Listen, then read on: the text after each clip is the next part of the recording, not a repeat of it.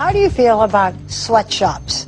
There are a lot of young Americans who want to rid the world of them. They're demanding that rules be passed to improve workers' lives. So who could say, give me a break to that? John, of course. Of course. And I do, Barbara, because rules that in theory will make work better, in reality can make work disappear.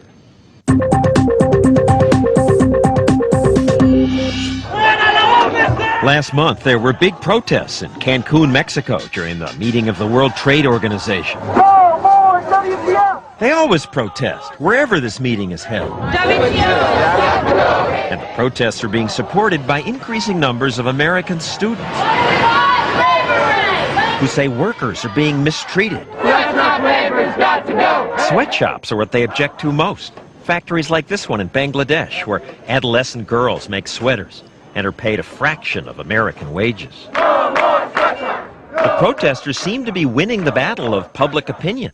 In 1996, they made Kathy Lee Gifford cry by saying she was exploiting these young workers in Honduras who made her clothing line. I'm supposed to be personally responsible for everything that happens around the world, in Honduras. Sweatshop labor's got to go! Hey. Yes, say protesters like these. Within weeks, Kathy Lee was admitting the error of her ways. She joined President Clinton at the White House as she renounced the mistakes of her past. That was one blouse and one pant too many. Union shop, not sweatshop! Union shop, not... The student groups who protest get some funding from labor unions. The Steelworkers Union lets one group use part of their offices in Washington, D.C.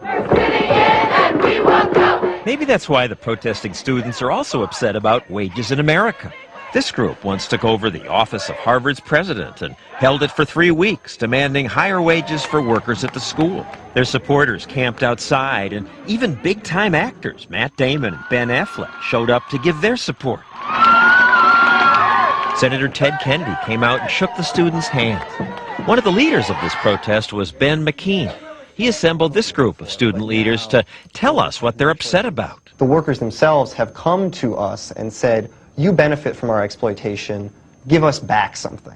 And if we can tell the corporations that we don't want to buy products that are being made by people that they're able to exploit, then we can really help to end some of the serious problems affecting these people's lives. Oh, that sounds very nice, except when we talk to some people who live in the places where the workers are supposedly being exploited in sweatshops, we heard a different story. I wish these people would begin to think with their brains rather than with their hearts. Vivek Debroy is an economist who lives in India. We interviewed him and these other supporters of globalization as they were on their way to Cancun. I don't understand the expression sweatshops. There's nothing wrong with sweat. Sweat is good. Sweat is what most people in the developing world, including India, do all the time. People get jobs in these places. Their generation lives better than their parents lived. Junarunga studies trade policy. She lives in Kenya. Doesn't the United States have the responsibility to stop these companies from exploiting people in your country? Exploiting people? Nobody in my country thinks about companies exploiting them. When there's a new company opening a factory, people are excited about it. Arunga and Debroy point out that in poor countries, the Nike factories that well-fed American students call sweatshops routinely pay twice what local factories pay, and more than triple what people earn doing much harder and more dangerous work in the fields. I wish we would have more sweatshops, quote-unquote, in my country. Most economists say what many Americans call sweatshops are what allowed people in now thriving places like South Korea, Taiwan, and Hong Kong to pull themselves out of poverty. People started in the sweatshops, but then they moved on to better jobs. Most of them work for these companies for a while, go off and start their own businesses. It's a win-win situation for everyone. And that, she says, is why the students who protest are ignorant and clueless. We don't want our clothes made in sweatshops. They have no idea what they're talking about. End sweatshops right away! They're comparing that to what they have in their rich homes. They called people like you ignorant and clueless. Rich, ignorant, and clueless. The image that we have as being rich and clueless and just idealist college students is a false one. Do I have a vision of how I want the world to be? Sure, of course I do.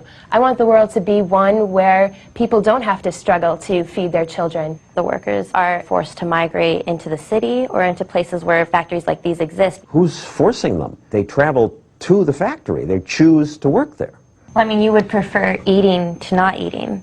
Sure, but if you insist on higher wages, some of these factories will close. You're going to put people out of work. We're not trying to close down sweatshops. We're trying to Yes, change you are. sweatshops. I mean, you say you're not, but that's the result of your protest. Some places will close. They'll go where the wages are lower. The goal is to raise the wages across the board. The protesters say that they don't want to take away the jobs. They just want to make them better. By passing laws trying to improve the jobs by force, they will get rid of the jobs.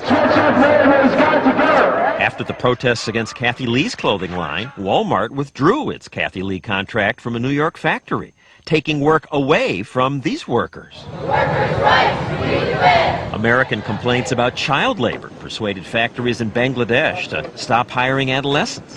The result, according to UNICEF, is that many of the young girls turned to prostitution instead. No more sweatshops. These protests help poor people?